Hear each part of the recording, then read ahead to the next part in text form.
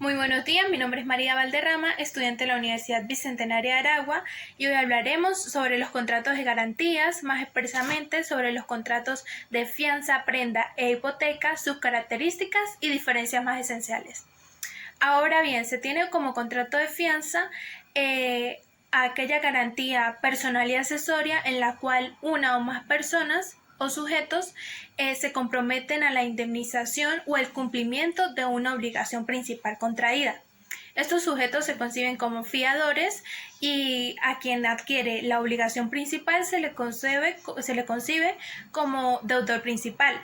Ahora bien, como principal elemento dentro de esta figura jurídica se tiene que el fiador siempre quedará sujeto al cumplimiento o indemnización de la obligación principal mediante el pago de una suma de dinero, sin importar la naturaleza de la obligación principal contraída. Asimismo, se tienen esenciales características. Una de ellas es que es de carácter accesorio, puesto que deriva de una obligación principal. Asimismo, se tiene que es unilateral, puesto que las obligaciones recaen solo sobre el fiador para con el acreedor de la deuda. Asimismo, se tiene que el fiador posee el derecho de repetición para con el acreedor de la deuda, que se puede prestar fianza en garantía de futuras obligaciones. Asimismo, se tiene que es consensual porque se perfecciona mediante el mero consentimiento de las partes intervinientes. Ahora bien, el contrato de prenda se tipifica en el artículo 1837 del Código Civil, el cual expresa que es básicamente cuando una persona da determinado bien mueble al acreedor de su deuda en garantía del cumplimiento del crédito, el cual deberá restituirse al momento de la extinción de la obligación. Como vital elemento dentro de esta figura se tiene que se debe dar la posesión de la cosa al acreedor de la deuda, el cual lo restituirá al momento en el que se extingue la obligación. Asimismo, se tienen vitales características como principal de ellas, que es de carácter accesorio, puesto que deriva de una obligación principal. Asimismo, se tiene que es bilateral, ya que las obligaciones se derivan para ambas partes intervinientes.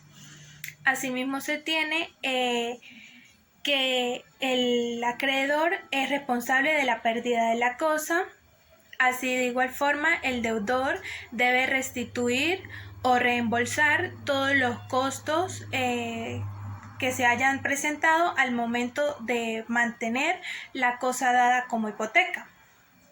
Ahora bien, se tiene el contrato de hipoteca como figura de garantía, tipificado en el artículo 1877 del Código Civil, el cual expresa esencialmente que es el contrato real que versa sobre los bienes inmuebles del deudor principal para garantizar el estricto cumplimiento de la obligación adquirida.